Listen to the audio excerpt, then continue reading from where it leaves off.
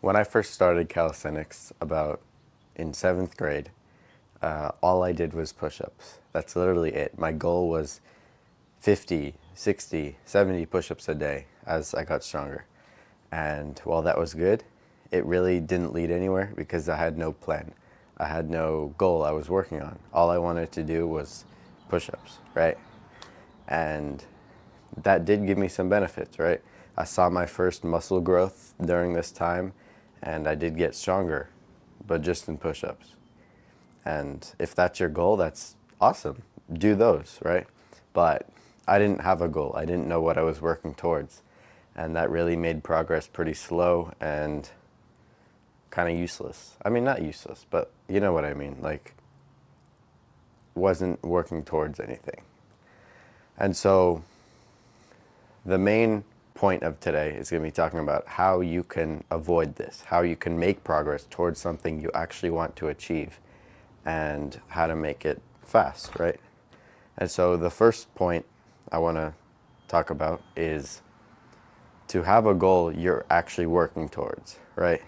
Don't just do something to do something. Have a goal with it. So if you're trying to train front lever, make a plan that actually goes towards front lever, right?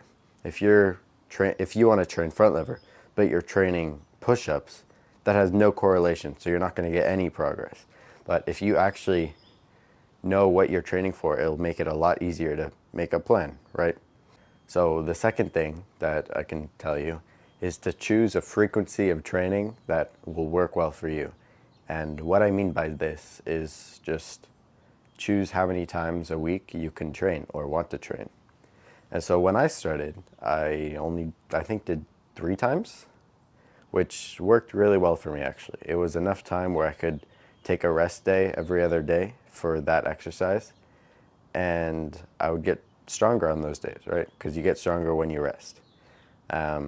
I'd recommend 3. If I was beginning again, that's what I would do.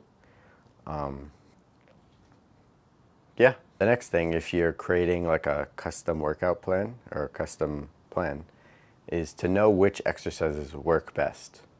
And in my opinion, it's kind of subjective. I think whatever works best for you, you should do rather than what science says, because for me at least, there are exercises which technically work the best according to science, but for me, I really don't like them, so I avoid them.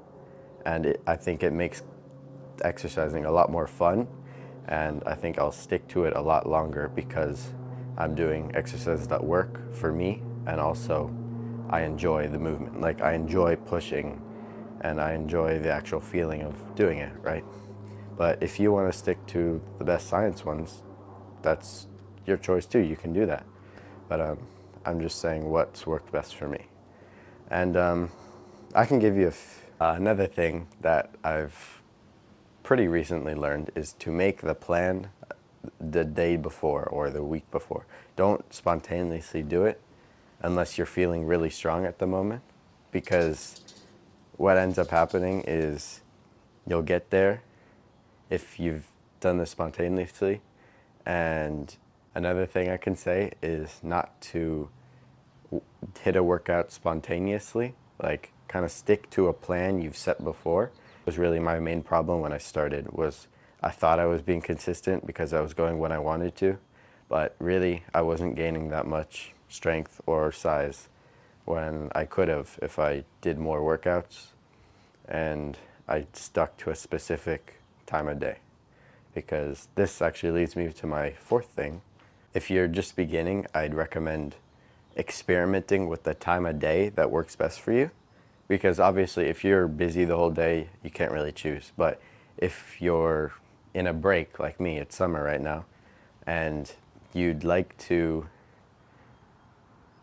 be the strongest you can, I'd really recommend experimenting if you like working out in the morning or in the afternoon or the nighttime. Because I gotta say, for me, working out in the morning is not that good.